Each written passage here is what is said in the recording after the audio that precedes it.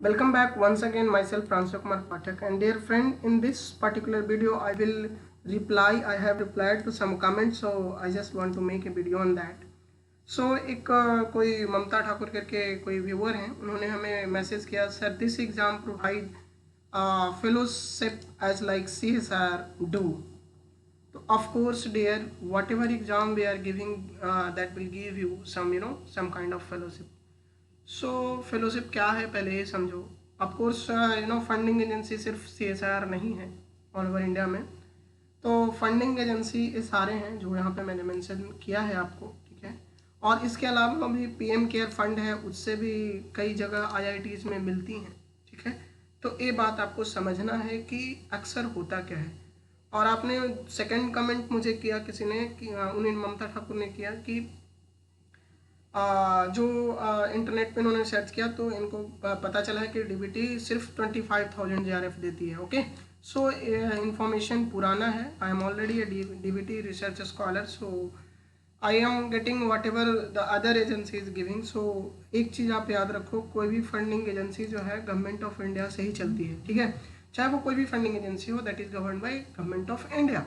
सो fellowship जो है वो सबका बराबर होगा, चाहे वो DBT JRF हो, चाहे वो ICMR JRF हो, चाहे वो कोई और भी JRF हो, या DST फेलो. DST फेलो कैसे होता है इस पर हम बात करेंगे जब हम DST की बात करेंगे, ठीक है. तो सबसे पहले आप ये जानो ममता जी कि आप किसी भी एग्ज़ाम को दो, चाहे CSR जाओ, चाहे DBT दो, चाहे ICAR दो, ICMR दो, DST जो, चाहे गेट में बहुत हाई रैंक पे आओ, तो आपको फेलोशिप प्रोवाइड किया जाएगा, दैट इज़ फॉर श्योर. अब बात ये उठती है कि क्या जो फेलोशिप है 25,000 है, तो 25,000 नहीं है, ये 31,000 पर JRF है, और अभी के जैसे जो अनुसार बताया गया 35,000 SRF के लिए है. और प्लस HRA आपको मिलेगा कि आप कौन से में हो, कौन सा HRA रीजन में आता है, Y रीजन में आता है या X रीजन में आता है. कुछ ऐसे मेट्रोपॉलिटन सिटी हैं जैसे दिल्ली हो गया, हैदराबाद हो गया, वहाँ पे 24% HRA मिलता है. कितना मिलता है? 24% HRA मिलेगा. और आपको, हम जैसे लखनऊ में हैं तो लखनऊ में HRA है 16%. ओके, सो जो छोटे शहर हैं जहाँ पे बहुत ज़्यादा डेवलपमेंट नहीं है, वहाँ पे 16% HRA आपको मिलेगा. और जहाँ मेट्रोपॉलिटन सिटी है, जो बड़े शहर हैं, वहाँ पे 24% मिलेगा. ये जो पहले की तुलना में कम है, क्योंकि पहले हमें 30% HRA मिलता था और छोटे शहरों में 20% HRA दिया जाता था, ठीक है.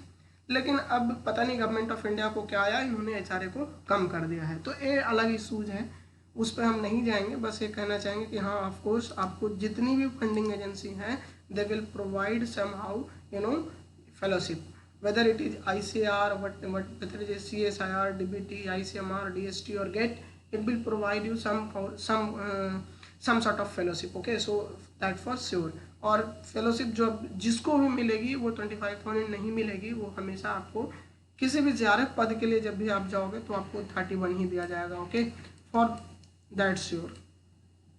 हाँ, मगर आप किसी प्रोजेक्ट में जाते हो या और कैसे जाते हो, उस पर मैं नहीं बात कर सकता, क्योंकि वो एक अलग है. कोई इंस्टीट्यूशन में आप कोई प्रोजेक्ट पे जा रहे हो तो वो उनकी अपनी चॉइस है कि आपको वो कितना प्रोवाइड करेंगे. Okay, so that for sure ये आप दिमाग से निकाल दो कि आपको कितना फेलोशिप मिलेगा. मेरा कहने का मतलब ये था कि हाँ, आपको फेलोशिप वही मिलेगा जो सारी फंडिंग एजेंसी आपको देंगी, ठीक है. ये तो पहला क्वेश्चन हो गया जिसका मैंने रिप्लाई दिया, ठीक है.